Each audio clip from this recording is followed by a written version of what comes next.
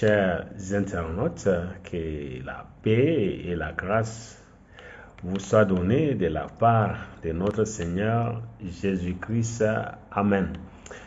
Ceci dit, je suis tombé sur une blague de mauvais goût servie par Ismaël Aka et son mentor Oustad Diané.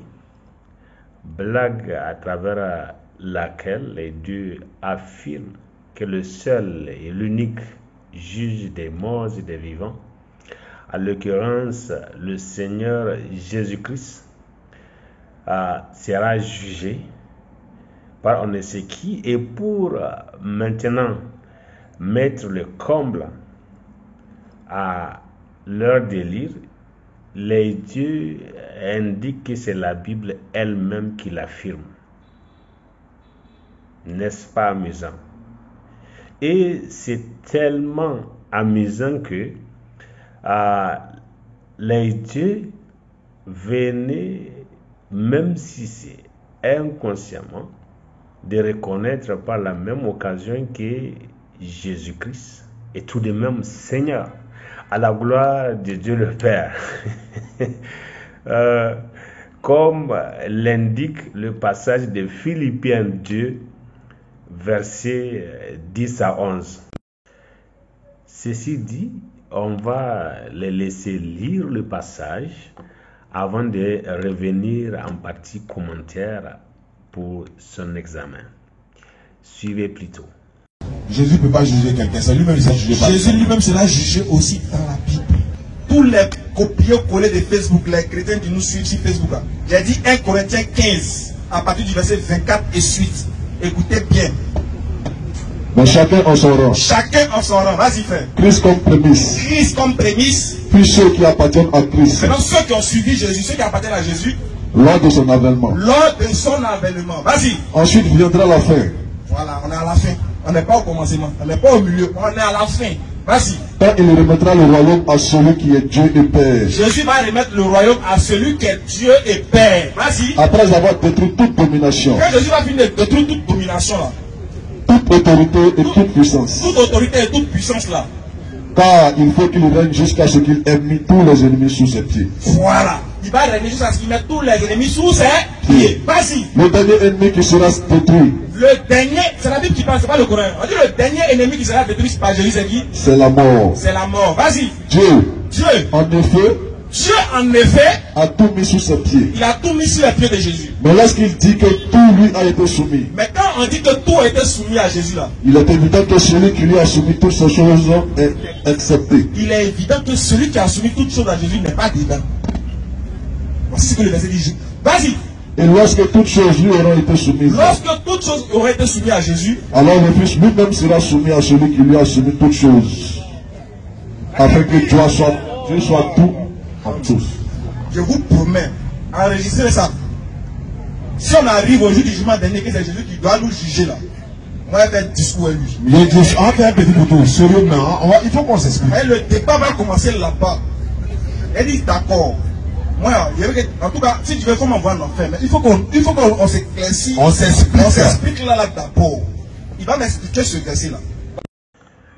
Ok, Ismaël Aka, je vais retenir ton attention sur certains faits, donc par rapport à ces versets-là. Donc, tu n'as pas besoin d'attendre la fin pour le comprendre.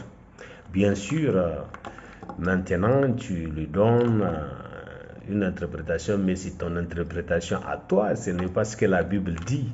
Donc, et ce que tu fais dire à la Bible, ça n'engage que toi. Mais maintenant, moi, j'aimerais que toi et moi, on examine le verset ensemble, ou disons le passage ensemble. On a dit, quand viendra la fin? Il faut comprendre que quand viendra la fin, ça veut dire que tout est déjà fini. Le jugement est déjà fini. C'est-à-dire, si on peut appeler ça procès, le procès est déjà terminé. Tout est terminé. Ici, si tu regardes bien, tu ne vois que Jésus, ceux qui l'ont suivi, et Dieu leur Père.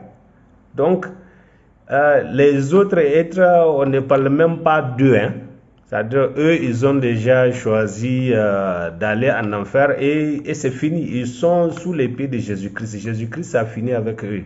C'est-à-dire, il a fait procès avec eux et il a fini. Ça veut dire que si toi, tu veux te retrouver là, non, tu ne peux pas te retrouver là où il n'y a que les chrétiens, Jésus-Christ et son Père. Tu ne peux pas te trouver à ce niveau-là. C'est déjà fini. Sauf si tu te trouves là-bas, ça veut dire que tu es chrétien. C'est tout. C'est la seule chose, c'est tout ce que ça peut vouloir dire. Mais en dehors de ça, la question des palabres, c'est déjà fait avant. Et ça veut dire que c'est déjà fait et tu as choisi ton camp. En réalité, quand on dit Jésus-Christ va juger les vivants et les morts, moi je pense que c'est la parole qui le fait, la parole que tu écoutes là. Jésus-Christ a dit ces paroles-là que vous écoutez là, ce sont elles-mêmes qui vous jugent. Jésus est la parole, ok? Il est la parole écrite et il est la parole vivante.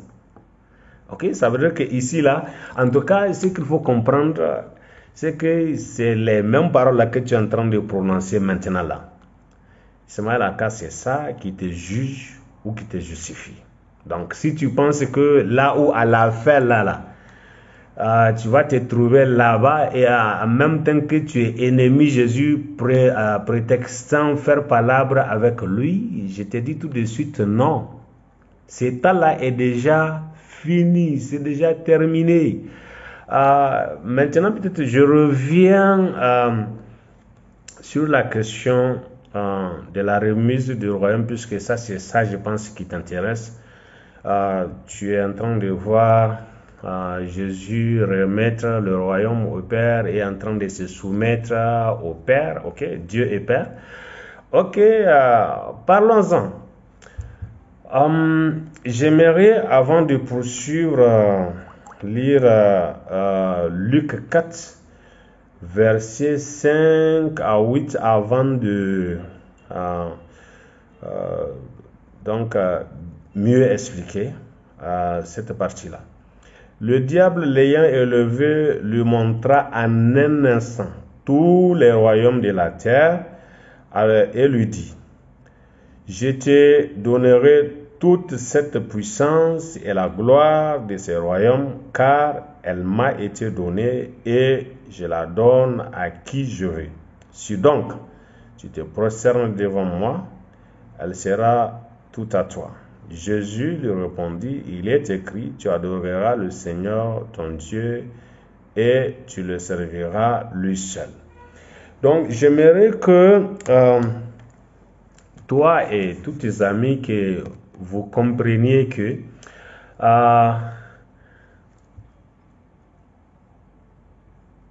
je m'arrête parce que vraiment c'est pas facile quoi. Ce n'est pas facile de comprendre que vous ne comprenez pas, que vous ne pouvez pas comprendre. Et vraiment, il faut que vous compreniez que tant que vous avez votre position de musulman, ce n'est pas facile pour vous de comprendre ces choses-là. Sinon, regarde, on parle de quelqu'un qui a reçu le royaume de Dieu et qui est en train de remettre le royaume à Dieu, qui a tout détruit, y compris la mort. Et vous voilà en train de penser que c'est juste un simple homme qui sera jugé. Examinez bien ces versets-là. Examinez ces passages. Examinez. Donc, pour poursuivre, j'aimerais faire, pas une digression, mais juste un petit rappel. Adam, avant de créer Adam, Dieu a tout créé d'abord. Et il a créé Adam et il a mis le contrôle de toutes ces choses sur la terre aux soins d'Adam. Adam a écouté Satan et c'est en ce moment-là qu'il a transmis tous les royaumes de la terre à Satan. Et maintenant, Satan, quand il a vu que Jésus-Christ a reçu la royauté, ou disons, il a été choisi pour reconquérir tous les royaumes de la terre. Ok? Maintenant, il a voulu aussi que Jésus-Christ se soumette à lui. Il a voulu tromper Jésus-Christ pour que Jésus-Christ l'adore. Il a commencé par transforme un peu les pierres pour qu'elles deviennent du pain pour que tu manges parce que tu as faim. Il savait que Jésus-Christ a faim. Jésus-Christ a refusé. En fin de fin, il a pris Jésus-Christ et lui a montré en un instant tous les royaumes de la terre. Il lui a dit, si tu m'adores, je te donne tout ça là. Et ce sont ces royaumes-là que Jésus-Christ a repris entre les mains de Satan et qu'il a remis entre les mains de Dieu. Le royaume, le droit de régner sur les êtres humains. C'est ça que Jésus-Christ a pris et il a remis à Dieu le Père. Est-ce qu'un homme peut faire ça? Non, un homme ne peut pas faire ça. C'est ça que je tente de vous expliquer. Jésus-Christ, il a pris cette forme humaine pour vivre au milieu des hommes. Mais avant de prendre cette forme humaine, il existait antérieurement. J'essaie de vous l'expliquer tout le temps et vous avez des difficultés à comprendre parce que vous êtes campé dans votre position. Maintenant, j'avance dans les explications. La question maintenant de se soumettre à Dieu le Père. Encore une fois, je voudrais réexpliquer de la manière dont c'est compréhensible pour les hommes. Considérez Dieu comme un comité formé par 3 personnes. Dans un comité, personne n'est au-dessus du comité qui s'appelle Dieu. Okay? Personne n'est au-dessus de ce comité-là. Dieu le Père n'est pas au-dessus de ce comité, Dieu le Fils n'est pas au-dessus de ce comité, le Saint-Esprit n'est pas non plus au-dessus de ce comité. Mais dans un comité quelconque, ce que je voudrais encore donner pour vous permettre de me saisir, de me comprendre, c'est les prérogatives qui élèvent un homme au-dessus des autres hommes. Par exemple, le président n'est pas forcément plus intelligent que le secrétaire. Et dans la plupart des temps, le secrétaire est plus ou moins. C'est parce qu'il a un bagage qu'on, par exemple, le sélectionne pour qu'il soit un secrétaire. Donc, d'un comité quelconque donné. Donc, j'aimerais que vous compreniez que donc, dans ce comité, Dieu formé du Père, du Fils et du Saint-Esprit, donc, lorsque Jésus-Christ se soumet à son président, ce n'est pas un problème. Ok? Qui est Dieu le Père, par exemple, qui est président du comité. C'est un exemple que je vous donne pour que vous compreniez. Ok? Les choses sont plus ou moins comme ça. Ok? C'est une question de 3 personnes qui sont co-éternels, donc qui ont en partage la toute puissance, qui ont en partage la toute science, qui ont en partage la toute présence, donc l'omniprésence quoi. Donc quand Jésus-Christ va venir fièrement pour dire ah Père, tu sais le travail que tu m'as confié, je te l'ai donné, ce n'est pas ce n'est pas quelque chose qui diminue Jésus-Christ. Mais c'est une question maintenant d'aller se reposer. Ce n'est pas une question de jugement. Ismaïlaka, détrompe-toi. C'est une question pour Jésus-Christ maintenant, parce que le fait de soumettre vous autres là qui êtes tout le temps en train de crier, tout le temps d'insulter Dieu, d'insulter ses anges, d'insulter ses enfants, d'insulter ses serviteurs, vous empêchez à Dieu de se reposer, de dormir, etc., etc. Si Dieu dort, bien sûr, c'est une façon de parler, parce que la Bible dit il ne dort ni ne somnole. C'est pour dire que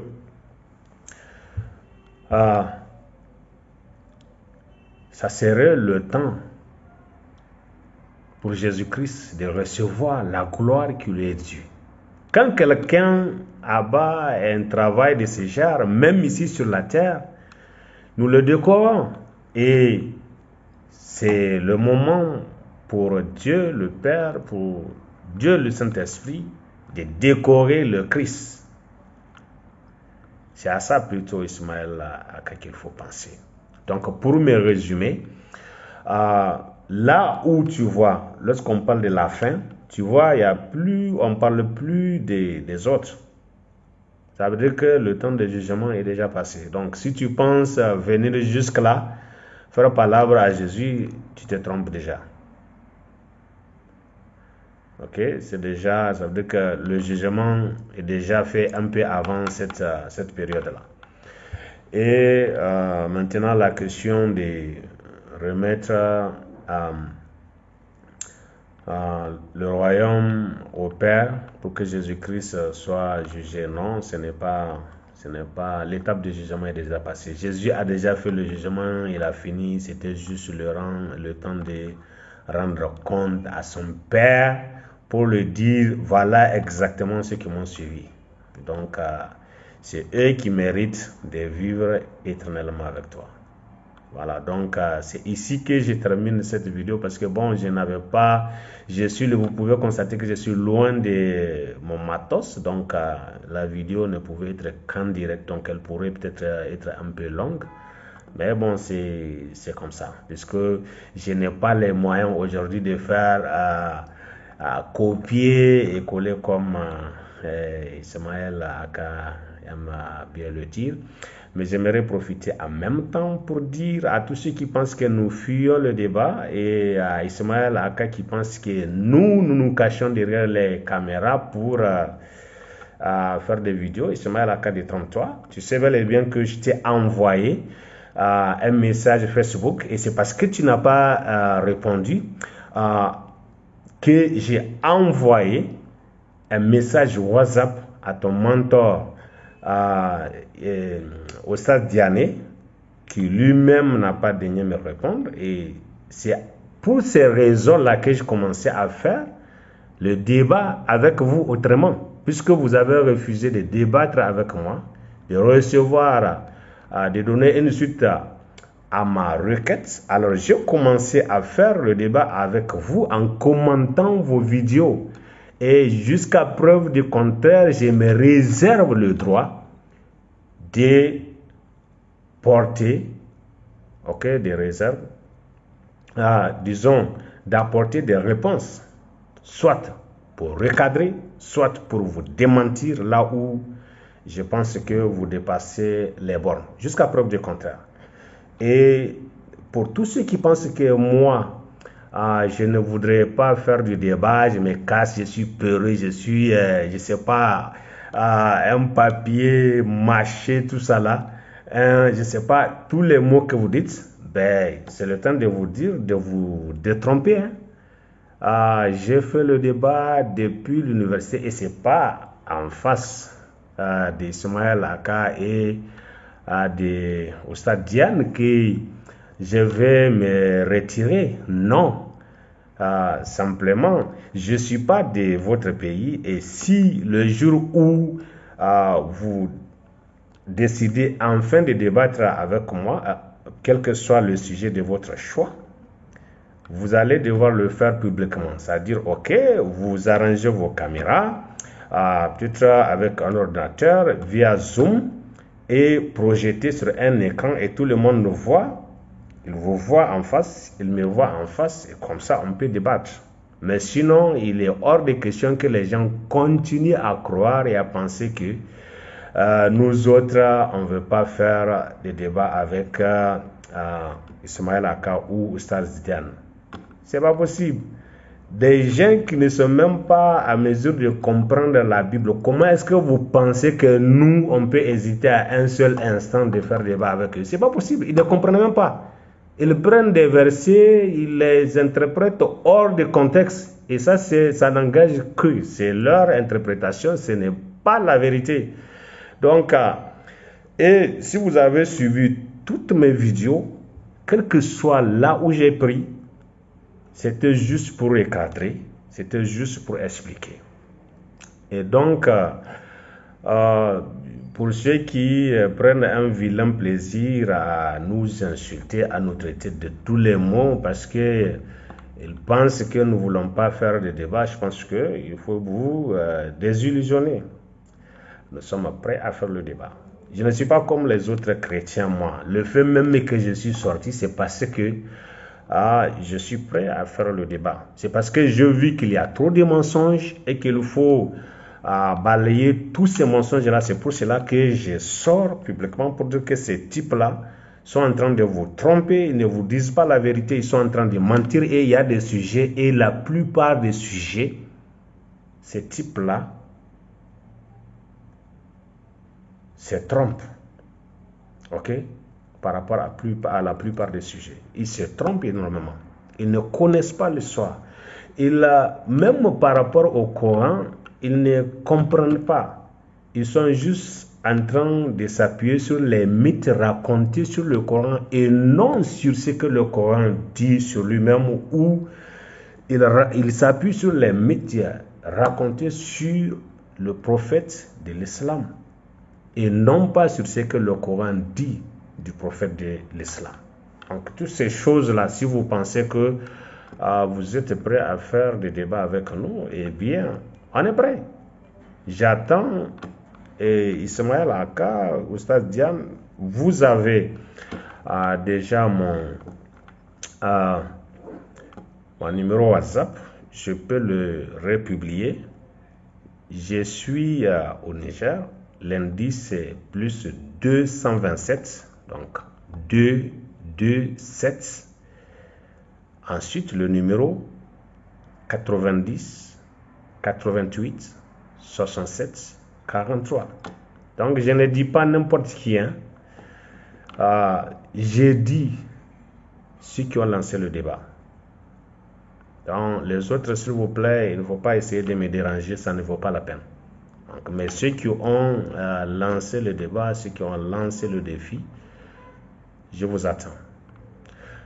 Donc, la seule chose que j'aimerais ajouter et par laquelle j'aimerais terminer, c'est que Jésus-Christ est le seul Seigneur de l'humanité.